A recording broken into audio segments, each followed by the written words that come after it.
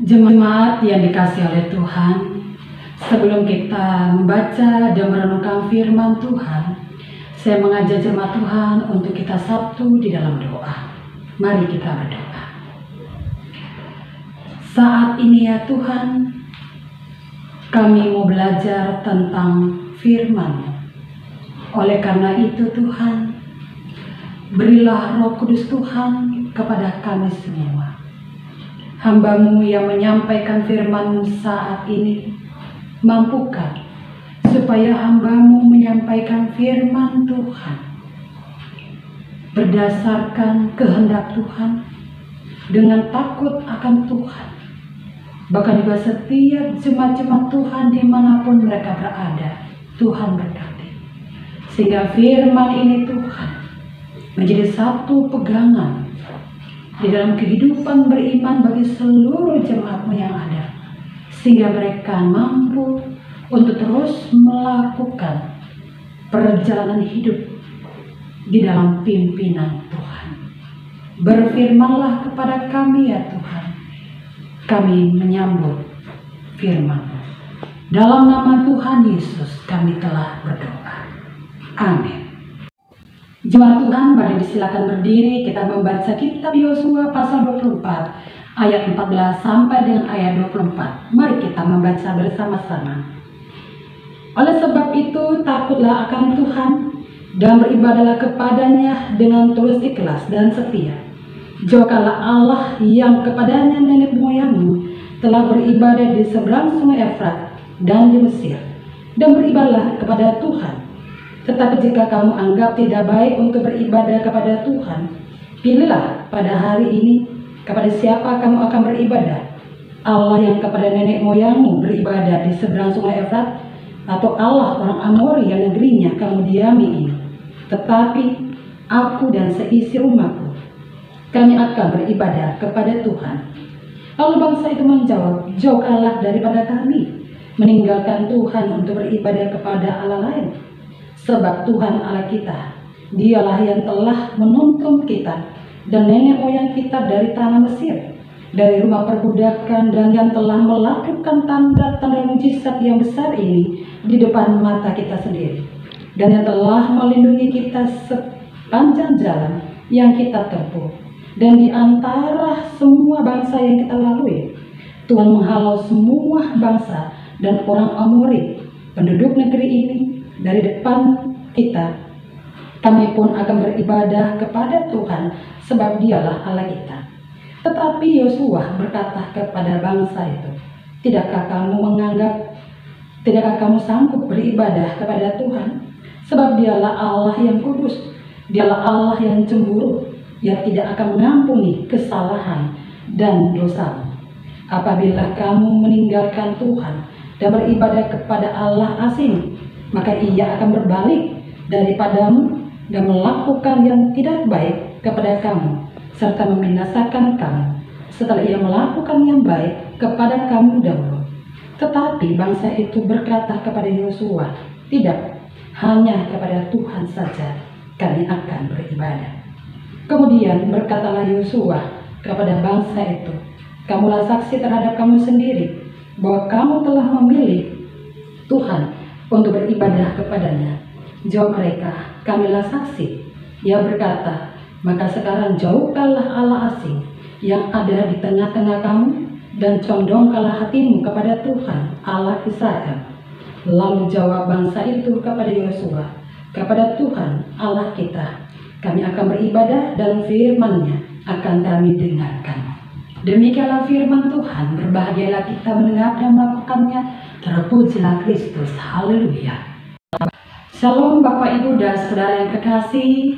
Di dalam ibadah Perkat pada saat ini, judul renungan kita bersama adalah motivasi dan komitmen beribadah. Dalam Yosua pasal yang ke-24, saya mengajak kita melihat, membaca dulu di dalam ayat pertama sampai dengan ayat 13. Ada hal yang perlu kita perhatikan, karena ini sangat terkait dengan berikut pembacaan kita di ayat 15 sampai 24. Di sana sampaikan di dalam ayat pertama, Yosua mengumpulkan semua bangsa Israel. Dan ketika bangsa Israel itu berkumpul, Yosua mengingatkan kepada bangsa Israel tentang anugerah-anugerah berkat-berkat Tuhan Allah yang diterima, dinikmati, dirasakan oleh bangsa Israel. Baik mereka dibebaskan dari tanah Mesir sampai mereka dihantar untuk memasuki, menguasai, menduduki tanah perjanjian, yakni tanah Kanaan. Nah, ketika Yosua sudah mengingatkan kepada mereka, dalam ayat 14 sampai ayat 24 di sana disampaikan, Yosua mengajak kepada bangsa Israel untuk mengambil sebuah keputusan yang terkait dengan iman percaya mereka. Apakah itu Bapak Ibu dan Saudara? Kalau kita bisa baca ayat 14 dan juga ayat 15, di sana dikatakan bahwa Yosua mengajak bangsa Israel untuk memilih dua hal. Apakah mereka memilih untuk menyembah Allah yang telah menyelamatkan, membebaskan mereka dengan beribadah secara tulus, ikhlas dan setia, ataukah mereka mengambil pilihan yang kedua, yakni menyembah atau beribadah kepada ilah-ilah lain yang pernah disembah oleh nenek moyang mereka? Ya, bahkan juga ilah-ilah lain yang ada di tanah Kanaan yang disembah oleh bangsa Amori. Dari dua pilihan ini, Yosua menyampaikan kepada bangsa Israel, yang mana yang harus kalian ambil menjadi satu keputusan, karena hal ini sangat penting. Ya, ketika mereka mengambil keputusan untuk menyembah kepada Allah yang telah membebaskan dan menyelamatkan mereka, itu berarti bahwa mereka akan melihat dan merasakan bagaimana kuasa penyertaan Allah akan terus mereka rasakan, akan terus menyertai perjalanan hidup mereka. Tetapi ketika mereka mengambil keputusan menyembah ilah-ilah lain yang pernah disembah oleh nenek moyang mereka di seberang sungai Efrat, bahkan di Mesir, bahkan juga bangsa-bangsa lain di tanah Kanaan yang ada nanti, maka tentunya mereka tidak akan merasakan kuasa, mujizat-mujizat, perbuatan ajaib Allah yang telah mereka rasakan selama ini. Nah, sebelum bangsa Israel menentukan atau mengambil sebuah keputusan, di sini di dalam ayat 15 dalam kalimat terakhir, Yosua sebagai pemimpin bangsa Israel menyampaikan, kalau aku kata Yosua, dan seluruh seisi rumahku, yakni keluargaku, mengambil keputusan yakni menyembah kepada Allah yang besar. Jadi Yosua menyampaikan hal ini sebelum bangsa Israel mengambil sebuah keputusan, yakni memilih kepada siapa mereka beribadah. Oleh karena itu, ketika Yosua telah menyampaikan hal itu, di dalam ayat yang ke-16, bangsa Israel langsung menjawab dengan lantang bahwa kami mengambil sebuah keputusan untuk memilih menyembah Allah yang ada. Nah, apa yang mendasari mereka? Apa yang memotivasi bangsa Israel untuk mengambil keputusan dalam hal menyembah, beribadah kepada Allah? Dalam ayat yang ke-17 sampai dengan ayat yang ke-18, ada beberapa poin Bapak Ibu dan Saudara yang mendasari, yang memotivasi bangsa Israel menyembah Allah. Di situ mereka menyampaikan di dalam ayat 17 dan 18, karena Allah lah yang telah membebaskan mereka dan nenek moyang mereka dari perbudakan di Mesir. Itu yang pertama. Yang kedua dikatakan karena Allah lah yang telah menyertai mereka selama mereka ada di padang gurun dalam perjalanan menuju ke tanah Kanaan. Dan yang ketiga dikatakan karena Allah lah yang menyatakan mujizat-mujizat, perbuatan ajaib di hadapan mereka. Mereka melihat dengan mata mereka sendiri. Salah satunya mujizat di mana Tuhan memberikan manna dan burung puyuh dan juga menghantar mereka menyeberangi sungai Tebrau yang ada. Nah, ini mujizat-mujizat. Dan berikutnya dikatakan karena Allah lah yang telah menghalau bangsa-bangsa atau musuh-musuh mereka selama mereka ada dalam perjalanan. Mereka melalui wilayah bangsa-bangsa lain, dan Allah lah yang menolong dan melindungi mereka sampai di mana Allah yang juga menghalau, yang juga melindungi mereka dari bangsa-bangsa, salah satunya bangsa Amori yang ada diam menguasai tanah Kanaan. Jadi ada dasar, ada motivasi yang membuat mereka mengambil satu keputusan di dalam kehidupan mereka, karena mereka sudah mengalami pengalaman yang indah bersama dengan Tuhan. Nah, inilah yang kita bisa lihat Bapak, Ibu, dan Saudara. Terus apa kata Yosua? Kata Yosua di dalam ayat 19, hati-hati.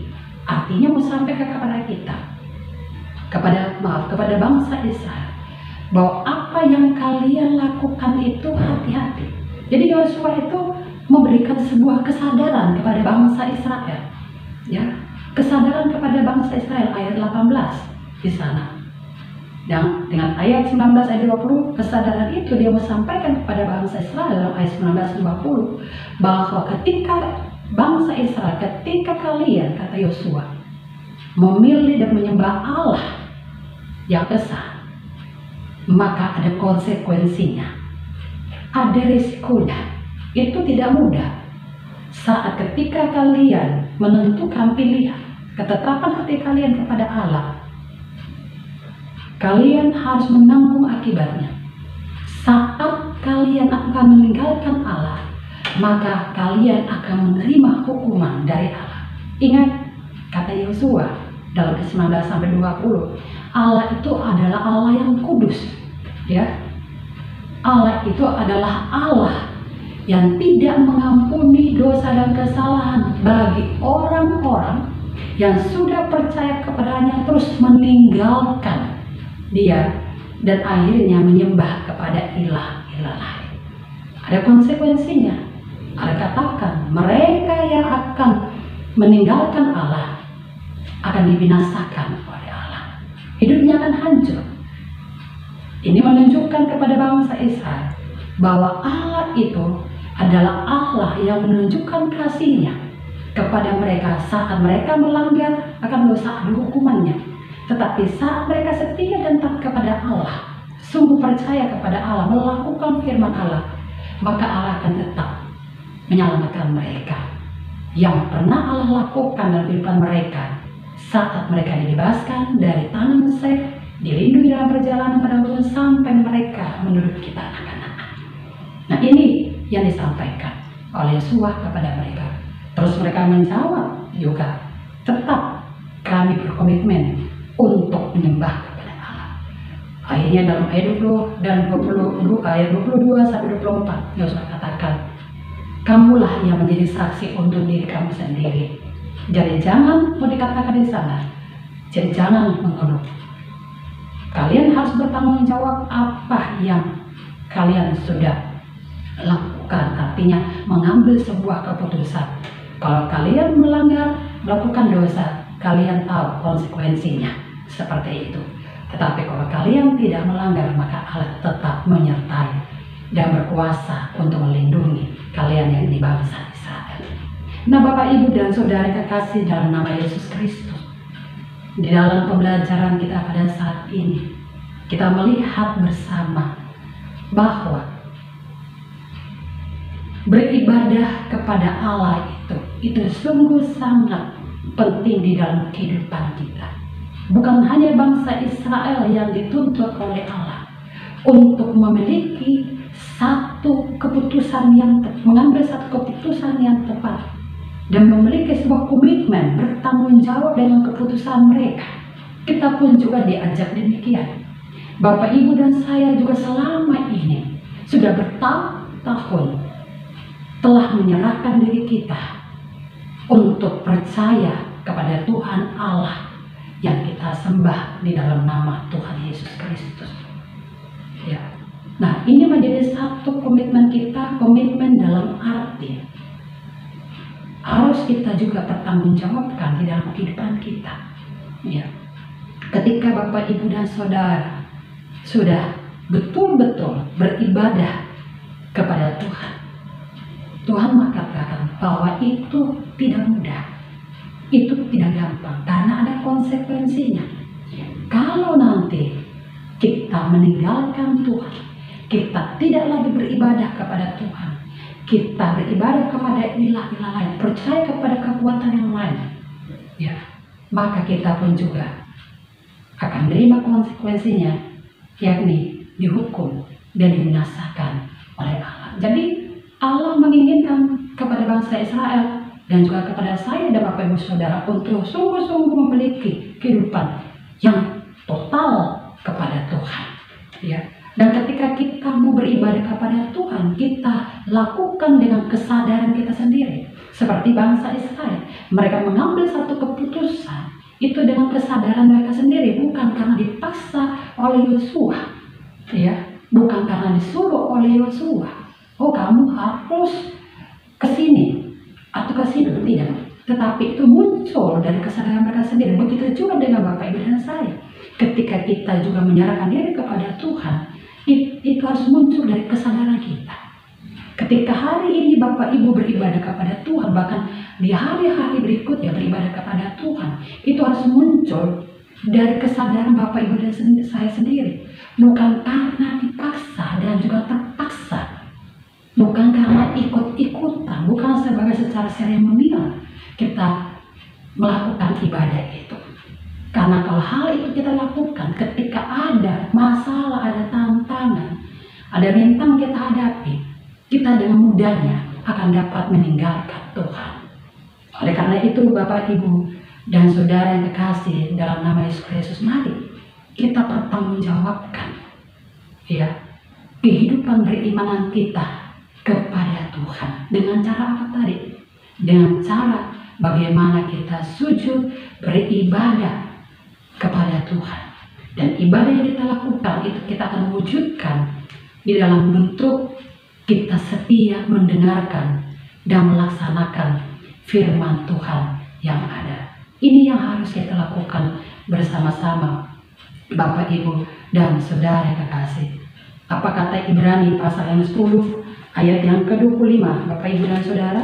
Saya mengajak kepada kita semua, Ibrani pasal 10 ayat yang ke-25 katakan, janganlah kita menjauhkan diri dari pertemuan-pertemuan ibadah kita seperti dibiasakan oleh beberapa orang, tetapi marilah kita saling nasihati dan semakin giat melakukannya menjelang hari Tuhan yang mendekat.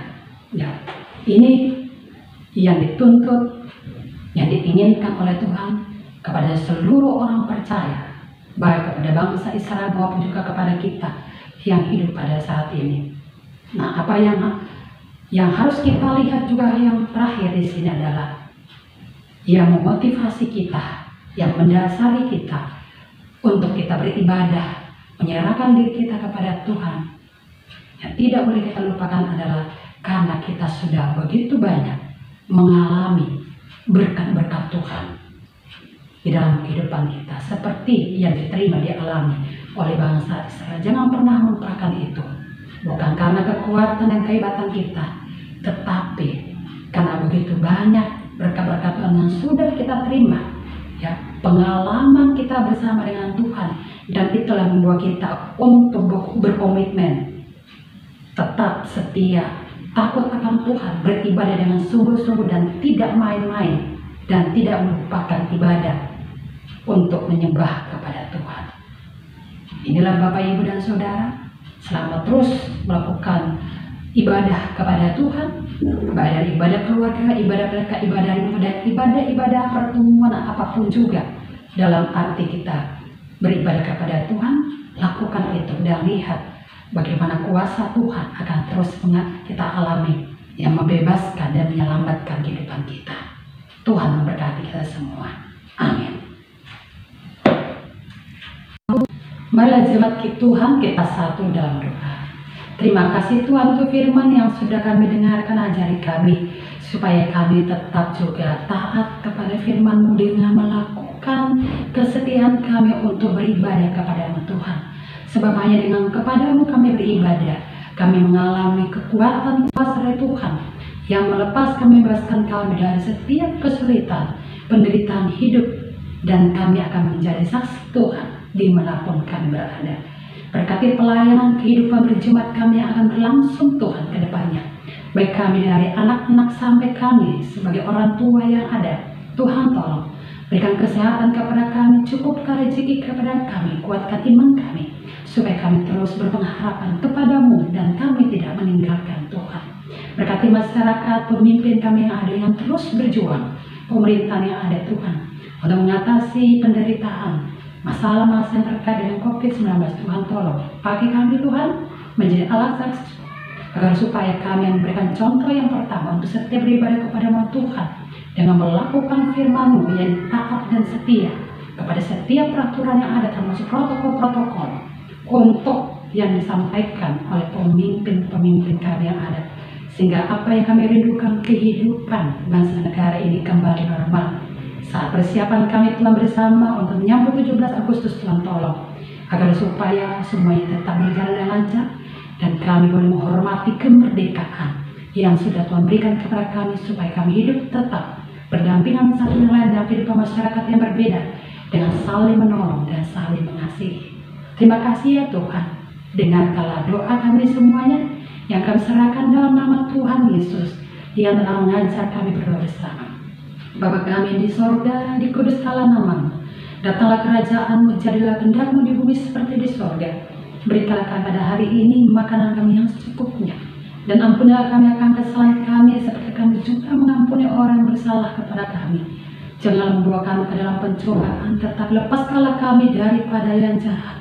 Karena Engkaulah yang mempunyai kerajaan dan kuasa dan kemuliaan sampai selama-lamanya. Amin. Jemaat Tuhan, terimalah berkat Tuhan. Anugerah Yesus Kristus, pengasihan dari Allah Bapa di sorga dan persekutuan Roh Kudus memberkati kehidupan Bapak Ibu dan Saudara mulai dari saat ini sampai selama-lamanya.